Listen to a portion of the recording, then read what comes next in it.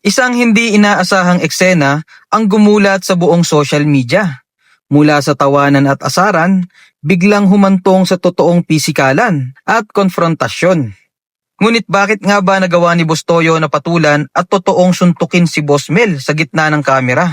Alamin natin ang buong katotohanan sa likod ng mainit na alitang ito. Pero bago yan, kaibigan, nakasubscribe ka na ba? Kung hindi pa, mag-subscribe ka na kung gusto mo ng ganitong klaseng content. Magandang araw sa inyong lahat. Welcome back sa ating channel. Ngayong araw, pag-uusapan natin ang isa sa pinakamainit, pinag-uusapan at talagang nagpagimbal sa komunidad ng mga online personalities at content creators dito sa Pilipinas. At ang kontrobersyal na insidente sa pagitan ni Bustoyo at Boss Mel. Para sa mga hindi pa masyadong pamilyar o para sa mga gustong malaman ang buong detalye mula simula hanggang dulo, balikan muna natin kung sino nga ba si Bustoyo at Boss Mel sa mundo ng social media. Si Bustoyo o Jay Haring sa totoong buhay ay kilalang kilala dahil sa kanyang sikat na show na Pinoy Pawn Star. Siya ang taong nagbibigay halaga sa mga memorabilia, gamit ng mga sikat na personalidad at iba't ibang koleksyon na may malalim na kwento at kasaysayan.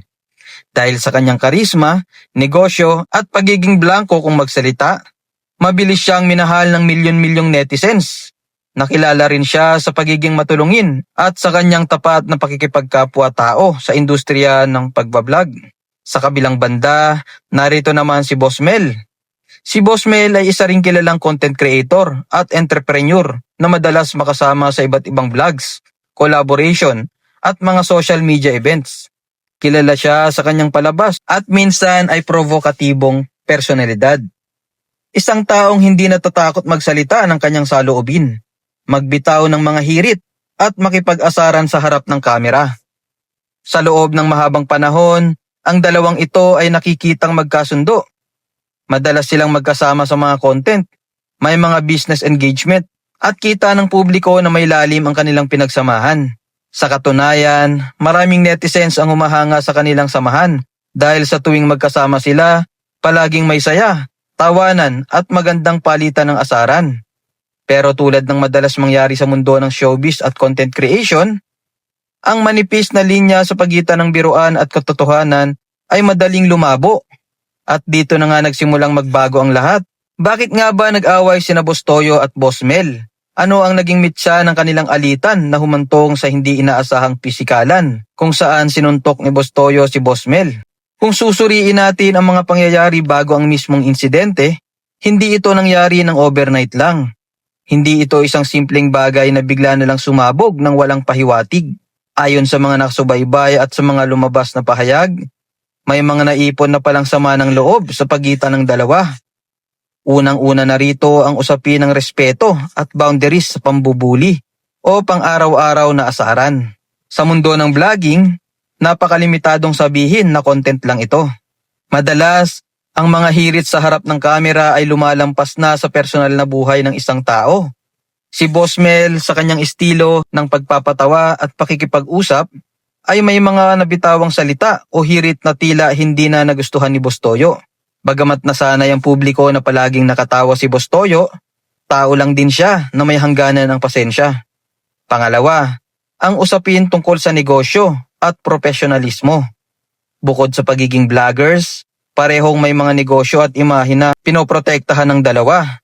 Kapag ang asaran o ang mga aksyon ng isa ay nagsisimula ng makaapekto sa reputasyon, sa dignidad o sa mga taong nakapaligid sa kanila, nag-iiba na ang usapan. May mga balitang lumabas na may mga hindi pagkakaunawaan din sa mga napagkasundoang proyekto at usapin sa kompromiso. Pangatlo, ang tensyon. Sa tuwing magkasama ang dalawa sa mga livestream at vlogs, kapansin-pansin na sa mga huling pagkakataon bago ang insidente, may mga patama na at malamig na usapan.